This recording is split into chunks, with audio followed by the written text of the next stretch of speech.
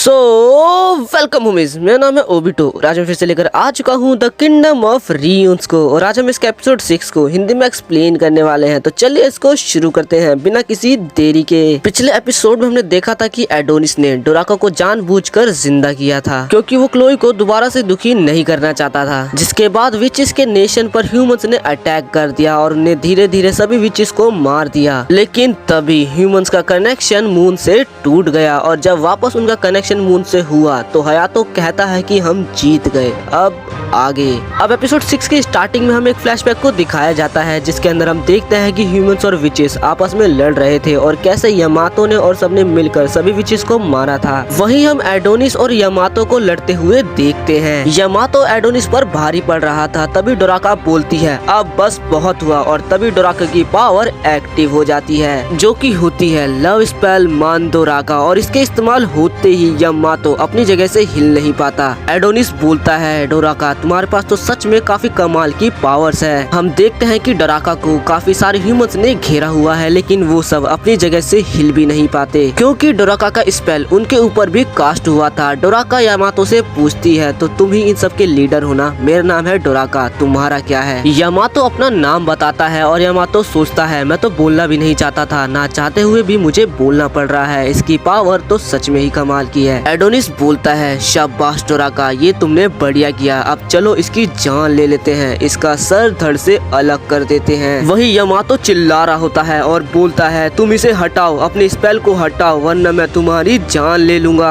लेकिन तभी डोराका बोलती है चलो हाथ मिला लेते हैं और इस लड़ाई को यहीं पर खत्म करते हैं। ये सुनकर एडोनिस काफी ज्यादा हैरान हो जाता है। डोराका बोलती है यमातो साह, अगर तुम मुझे प्रॉमिस करते हो कि तुम विचेस को कुछ नहीं करोगे और एडोनिस को भी कुछ नहीं करोगे तो मैं अपना स्पेल यहाँ से हटा लूंगी और इस लड़ाई को हम यहीं पर खत्म कर देंगे। तभी एडोनिस बोलता है आखिर तुम ये क्या कर रही हो? तुम भूल गई क्या इसी आदमी ने ऐना को मारा है? आखिर तुम इतनी पागल कैसे हो सकती हो? इसे जिंदा मत छोड़ो डोराका, और अपने गार्ड को कम मत करो, वो तुम्हें डाउन कर देगा। और तभी हम देखते हैं कि यमातो बिल्कुल ऐसा ही करता है। वो डोराका को नीचे गिराकर उसके ऊपर मुक्कों की बारिश कर देता है और बोलता है तुम विचेस को कैसे लगा कि हम तुम्हारे इस फालतू से प्रस्ताव को एक्सेप्ट कर लेंगे? तुम विचेस का जिंदा रहना ही एक श्राप है। तुम्हारी वजह से हर बार तबाही आती है और तुमने ना जाने कितने मासूम लोगों को मारा है। और हम देखते हैं कि यमातो डोराका को बहुत बेरहमी से मार रहा होता है। तभी हम देखते हैं कि बाकी सारे सोल्जर्स भी खुद को मूव कर पाते हैं। तभी डोराका बोलती है तुम ह्यूमंस भी कुछ कम नहीं हो, तुमने भी ना जाने कितनी सारी विचेस को मारा है। अगर अब तुम ह्यूमन साइंस के भरोसे हो और उस पर भरोसा करते हो तो तुम्हें विचेस को मारने की क्या जरूरत है? तुम हमें क्यों मार रहे हो? इंसान और विचेस कभी दोस्त हुआ करते थे और हम चाहे तो दोबारा ऐसा कर सकते हैं। और डोराका यमातो का हाथ पकड़ लेती है और उसके ऊपर अपने मैजिक को दोबारा से इस्तेमाल कर देती है। वही यमातो सोच रहा होता है मैं सोल्जर्स का चीफ हूँ, मैं एक मैजिक से नहीं हार सकता, और खासकर इस मैजिक से तो कभी नहीं। तभी हमें यमातो के बचपन को दिखाया जाता है, जिसके अंदर वो एक लेडी को हक कर रहा होता है। और यहाँ एडोनिस बोलता है हाँ मैं आपकी बात को मानूंगा क्योंकि मैं आपसे। और उसके आगे बोलने से पहले ही एडोनिस उसके सर के बीच में तलवार को घुसा देता है और फिर उसके सर को धड़ से अलग कर देता है और बोलता है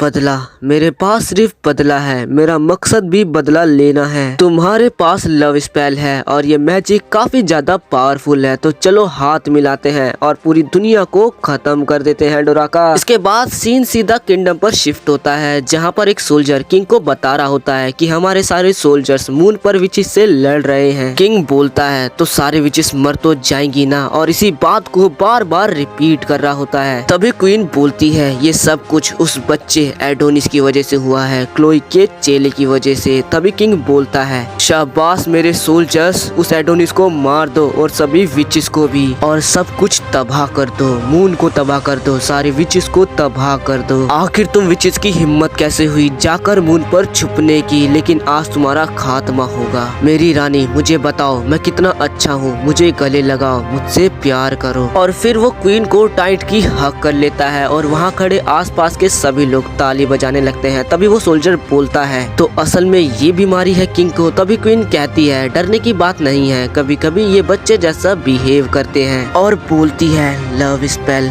किंग तुमने अच्छा किया, तुमने सारे विचेस को मार कर अच्छा काम किया, और अब तुम्हारा काम यहीं पर खत्म होता है और अब तुम मर सकते हो। और वहाँ खड़े खड़े आसपास के लोग म्यूजिक प्ले करने लगते हैं और किंग बोलता है, मेरी रानी मैं तुम्हारे लिए कुछ भी कर सकता हूँ। और क्वीन बोलती है, लेफ्ट राइट जाओ तुम मर जाओ। किंग उसके हुक्म को मानकर एक पिलर पर चढ़ जाता है और बोलता है, यहाँ से कूद कर मैं जान देने वाला हूँ। तभी वो सोल्जर बोलता है, होश में आइए जापना, आप ये क्या कर रहे हैं। किंग बोलता है, मैं एक महान एम्परर हूँ जिसने अपनी क्वीन के लिए सब कुछ किया, क्योंकि मैं अपनी रानी से बहुत ज्यादा प्यार करता हूँ। काश मैं रानी और भी ज्यादा रुक पाता और तुम्हारी सेवा कर पाता। तभी रानी बोलती है, ऐसा मत बोलो डार्लिंग, तुम मुझे ब्लश करा रहे हो और अब जल्दी से कूद जाओ और मर जाओ। और हम देखते हैं कि किंग वहाँ से कूद जाता है। उतने में रानी बोलती है, लव स्पेल मंदुरागा डिसिपेल। तभी हम देखते हैं किंग की लाश को। तभी वो सोल्जर बोलता है, सारे मेरी बात ध्यान से सुनो, जल्दी यहाँ पर आओ, यहाँ पर एक विच है। तभी क्वीन अपने स्पेल का दोबारा से इस्तेमाल करती है और उस सोल्जर से बोलती है, लेकिन किंग तो यहाँ से फिसल के मरे थे ना, है ना। और वो सोल्जर बोलता है, ओवर एंड आउट, किंग यहाँ से फिसल कर मर चुके हैं, जल्दी से किसी को भेजो उनकी लाश को निकालने के लिए। तभी क्वीन बोलती है, ओसागी मुझे लग रहा है तुम कुछ कहना चाहते हो, क्या मुझे उसे नहीं मारना चाहिए था। तभी ओसागी बोलता है, नहीं आपने सही किया, वो तो बस हमारा एक प्यादा था जिसे आपने मार दिया। फिर क्वीन बोलती है, मेरा मैजिक सिर्फ मर्दों पर काम करता है, औरतों पर नहीं। तभी ओसागी बोलता है,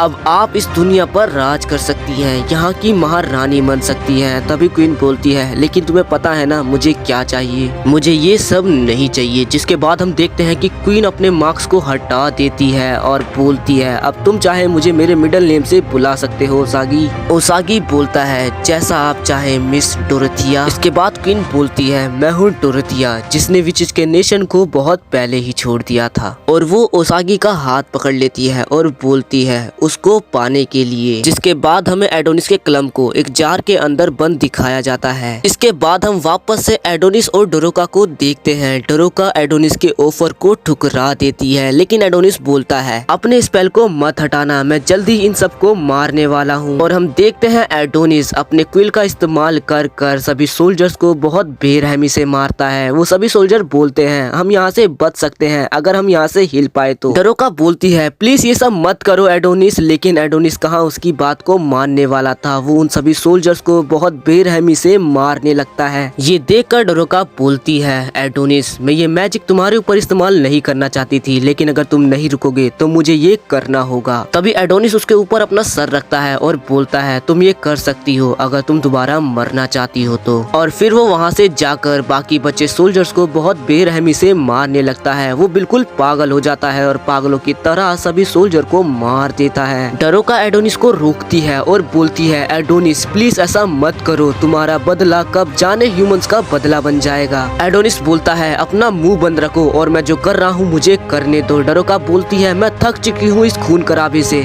लेकिन एडोनिस उसकी एक नहीं सुनता और सभी सोल्जर्स को जान से मार देता है। इसके बाद वो यमातो के पास जाता है और उसके कटे गले को उठाता है और अपने मैजिक पैरा वॉइस का इस्तेमाल करता है। तभी हमें अर्थ का सीन दिखाया जाता है जहाँ पर मून से कनेक्शन उनका टूट चुका था और लाइट भी जा चुकी थी। लेकिन तभी स्क्रीन पर यमातो आता है और बोलता है, मैं यमातो, हम इस फाइट को जीत चुके हैं, अब जाओ और ये बात हमारे किंग को बता दो। लेकिन इस फाइट में मैंने अपने काफी सारे सोल्जर्स को खो दिया है और अब यहाँ पर एक भी विच जिंदा नहीं है और हमारे सोल्जर्स भी नहीं, मैं अकेला ही अर्थ पर वापस आऊंगा। तभी वो लेडी जो व्हीलचेयर पर बैठी होती है वो सोचती है, ये चीज यमातो नहीं हो सकती, आखिर ये क्या है। यमातो आगे बोलता है, मैं अपनी अर्थ को अभी से ही मिस कर रहा हूँ और मैं उस क्लोई के चेले का सर अपने साथ लेकर आऊंगा। और तब हम देखते हैं कि ये तो असल में एडोनिस है जिसने यमातो की आगे की खाल को अपने चेहरे पर लगा रखी है और बात कर रहा है। इसके बाद हम विचेस की रानी मिस ओलिविया को देखते हैं जो कि बोलती है, तो एडोनिस ये प्लान था तुम्हारा,